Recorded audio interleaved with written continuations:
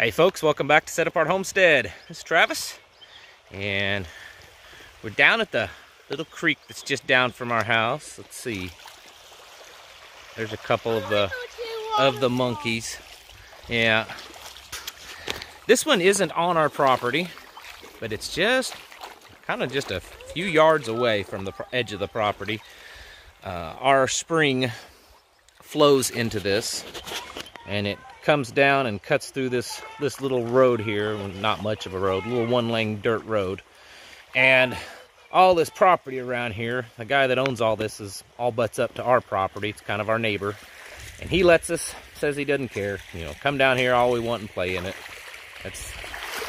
We have permission, and he's totally cool with it. And man, is this water ice cold. It is just freezing, but the kids love it. So it brings me to a thought. This is one of the ways, a big way, that we cool off. Now, I know it's still spring, but today it hit 80 degrees so far. Probably it'll top out at 81 or so, 82 I think. So it's already getting warm. And out here in the sticks, where you don't have air conditioning and public pools, this is how you cool off. So it makes me think of kind of the hillbilly ways, the primitive ways, the bushcraft ways are really helpful to have for SHTF. You know, there's all kinds of really cool gadgets and technologies out there, and I'm not opposed to them. There's some really good ones. For instance, solar power. That is a newer technology. It's really good to have. It's beneficial to so many people. But we also need to be prepared and learn to do things the old ways. Because someday the technologies may not be there, or they may break down and you're unable to get parts to repair them. And you know, people have been living out like we live, and all over the world like this, well,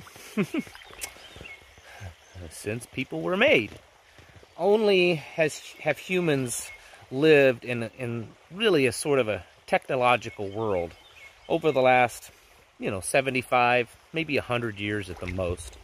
Have people really had technology in their lives? Most people from all over the world, since God created us, have learned to live with nature and what's around us. Learn to build fires without Bic lighters. Learn to cut wood without fancy chainsaws. Learn to get water and clean it. Clean our clothes, grow our food. Different things like that. That is something that we have done.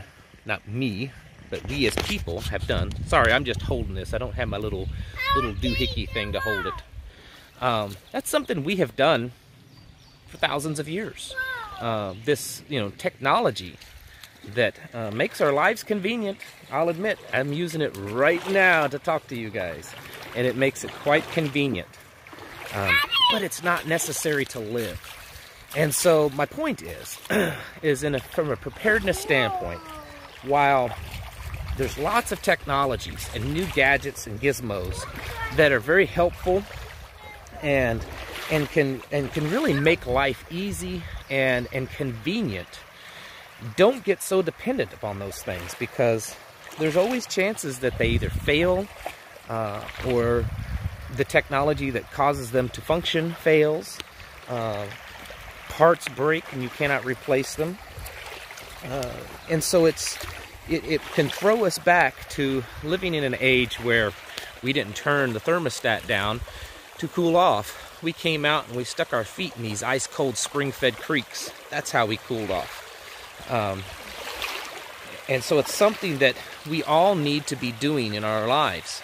Whether you live out in the country like this or you live in the middle of the city, you need to start learning ways to do things primitively, old-fashioned ways, bushcrafting ways, because it could easily come a day where that's the only way that you can do things. And those methods are tried and true. You know, we've done those things for thousands of years and they've worked. Only recently have we done this modern way. And we might soon find out that this modern technology experiment doesn't work very well. So when you're learning your skills, you're okay. When you're learning your skills and gathering your equipment, you're fine, sweetie. In your preparedness lifestyle, also start learning how to do things the old-fashioned way. How to build without modern tools. How to get water, dig a well. Oh, she's such a hillbilly. Keep your clothes on. Sorry. She has never lived in the city, other than the few times that she has gone into the city, you know, when we go shopping. That's her only experience of city life, so, and we like that. But anyways, experience a simpler way of doing things. It's fun. It's more work, yes. You know, you'll have blisters on your hands and sweat of your brow, but hey, the good word says that that's how we're supposed to live anyways. And when the balloon goes up and the poo-poo hits the fan, that may be the only way that you can do things. So if your preparedness plan is highly dependent upon technology, and I'm not even talking like high-tech computers, I'm talking things like generators and chainsaws and pumps and stuff. If that's what your life is highly dependent upon, you need to, you know, start looking at ways to have alternatives. Those are nice, and they can make things so much easier and more convenient. But you need to have ways to do things when those things fail, when the engines and the parts and the gasoline becomes, you know, hard to get or impossible to get. So start reevaluating your preparedness plan. And I would, you know, kind of have in your contingency whatever, excuse me, whatever is in it that is high tech or that is any kind of tech. You know, if it's something that was invented in the last 100 to 120 years, then maybe you need to research ways to do it more old-fashioned, more primitively. Get those kinds of tools also and learn how to use them. You know, little things like learning how to do basic blacksmithing. You know, you don't have to be a master of it. You don't have to be some master swordsmith or anything like that, but learning how to do some simple blacksmithing is extremely helpful. You know, how to make an axe head out of some raw steel, those types of things, and have some basic tools around.